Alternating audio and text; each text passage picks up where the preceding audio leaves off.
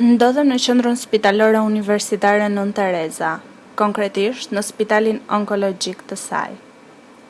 Dera jashtme e lyer me bojë të bardhë e xhami i krisur në mira copa duket sikur të paralajmëron për diçka. Sa po futesh në këtë ambient, përballë ke një lokal. Ky është spitali onkologjik. Por, a mund të quhet ky një spital? Në katin e parë, salla e pritjes thuajse mungon. Janë vetëm 4 karrige. Tabloja e parë që shikon janë njerëz që shtyhen me njëri tjetrin e të marrin frymën. Radhë të tmerrshme, e shurdhuese. A është kjo një pamje normale për një ambient spitalor? Korridori i papastruar. Vazhdoj të eci. Në të djathën time kam një tualetë përbashkët. E vetmja gjë që mund të them është se është një burim i tmerrshëm infeksioni. Ngjitem në katin tjetër me shpresën se do të jetë ndryshe, por pyetja që më vjen ndërmend është që jemi në një spital apo në ndonjë ndërtesë të braktisur prej kohësh nga pronarët e saj. Futem në dhomën numër 2 të këtij spitali. Nëse ngre kokën lart, nuk ka tavan për suva të rrëzuar në formë hartash. Lagështira është prezente kudo. Xhamat e dritareve janë të krisur e janë të mbuluar me myshk. Krevatet të çrregullt e ngjitur me toca mbrajtëse serumesh të ndryshkur padyshim.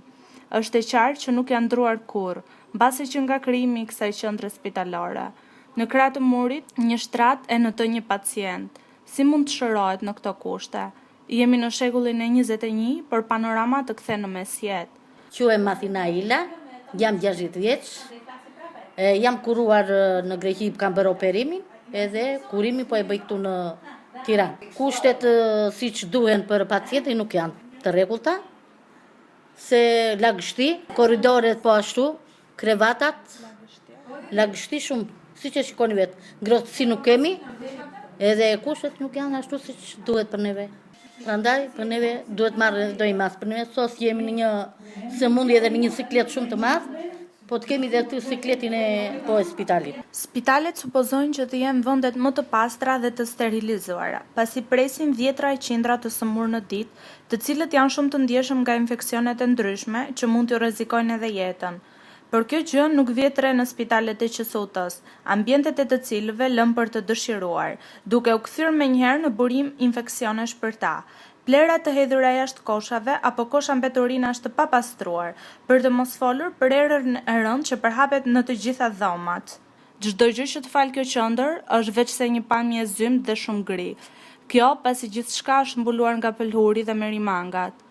Ndaj, nuk është shumë e vështirë që pacientëve përveç sëmundjes që kanë të mbartin mjaft lehtë edhe ndonjë virus apo infeksion nga mungesa e papastërtisë. Në qendrën spitalore Nën Tereza mund të gjesh gjithçka përveç pastërtisë dhe rregullit apo edhe qetësisë.